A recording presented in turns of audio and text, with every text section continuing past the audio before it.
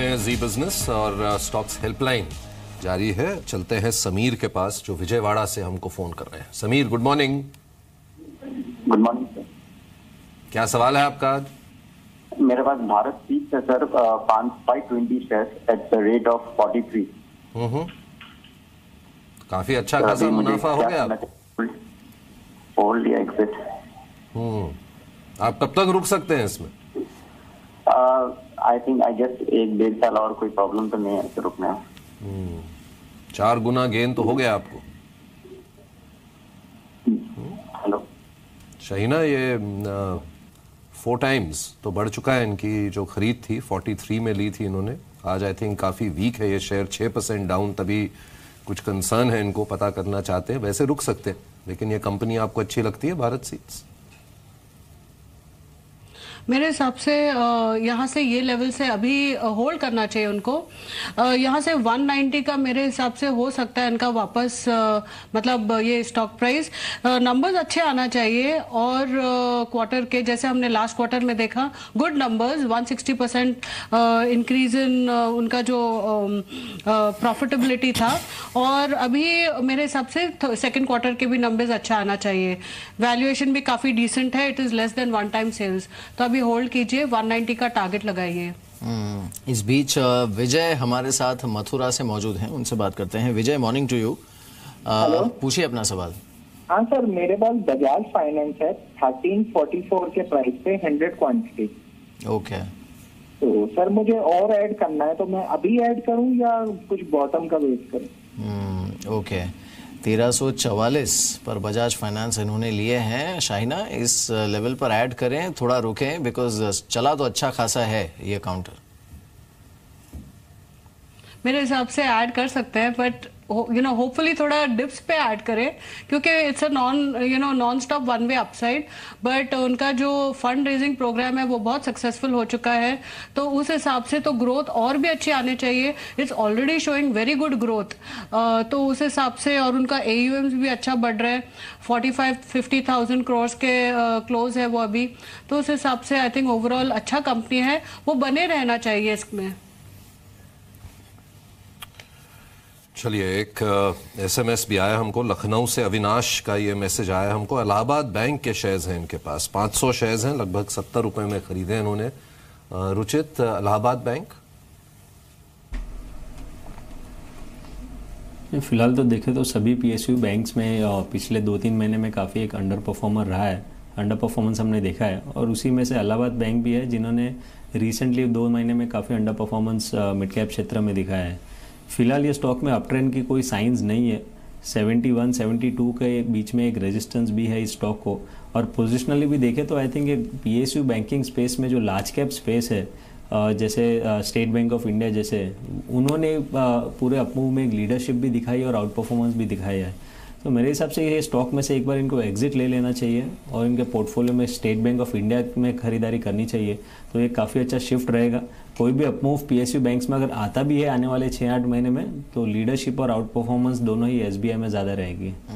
इस बीच कानपुर से हरिंदर हमारे साथ हैं, उनसे बात करते हैं। Harinder, morning to you. क्या पूछना चाहते हैं आप? मेरे पास SRL का शेयर है, SRL। SRL? हाँ जी। अच्छा, उसका रेट नहीं आ रहा कोई भी। आपने कब लिया था ये मेरे इलाके में था मेरे पास। हाँ जी। अब तो इसका रेट नहीं आ रहा। इसका रेट नहीं आ रहा है, यू आर सेइंग? इलाजमेंट का था, इलाजमेंट का है। आपका सवाल समझ में नहीं आ रहा, लेकिन आपके पास IDBI भी है? IDBI बैंक है, 100 शेयर है, 85 पर है। चलिए, तो ये भी खैर SRL का, ये भी नुकसान में ही हाँ, आ IDBI भी है। और SRL का है, SR ऑयल।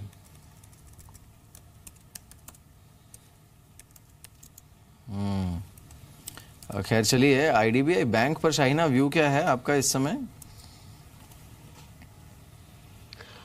बहुत ही मतलब नंबर्स का डिसअपॉइंटमेंट रह चुका है अगर हम लास्ट 2-3 क्वार्टर्स देखें, और जो एक्सपेक्टेशन था कि वो गवर्नमेंट अपना स्टेक बेचे टू इंस्टीट्यूशंस, फॉरेन इंस्टीट्यूशंस या जो भी हो, वो भी नहीं हो रहा है। So I think it's a very disappointing type of holding, और बेटर टू अगर वो इसमें से स्विच कर ले कोई प्राइवेट सेक्टर बैंक में, मेरे हिसाब से जैसे आईसीआईसीआई बैंक भी हो, तो मेरे हिसाब से बेटर प्रॉफिटेबिलिटी और रिटर्न की वो एक्सपेक्टेशन रख सकते हैं अगर 1 या 2 साल होल्ड करें। चलिए, फेसबुक पर भी हमारे कुछ दर्शकों ने अपने सवाल पोस्ट किए हैं, आइए लेते हैं इनके सवालों के जवाब। विकास सैनी ने हमें ये सवाल भेजा है। 100 शेयर है इनके पास, अनंत राज के 60 रुपए के भाव पे खरीदे हैं। और ऋषभ जैन का ये सवाल आया है, इनके पास भी 100 शेयर हैं, टाटा मोटर्स के हैं, 461 रुपए में लिए हैं। रुचित, अनंत राज और टाटा मोटर्स। ये अनंतराज देखे तो पिछले कुछ दिनों से अच्छे खासे वॉल्यूम्स ये स्टॉक में हो रहे हैं। इवन इनफैक्ट कल की ट्रेडिंग सेशन में भी काफ़ी हाई वॉल्यूम्स थे, तो शॉर्ट टर्म में एक अपमूव आ सकता है जिसमें स्टॉक आपको 67-68 के आसपास मिल सकता है। तो अगर ट्रेडिंग पर्सपेक्टिव से लिए तो फिलहाल होल्ड कर सकते हैं 68 रुपीज़ के टारगेट के लिए। इस बीच मोनिका मल्होत्रा ने भी हमें एक सवाल भेजा है फेसबुक पर।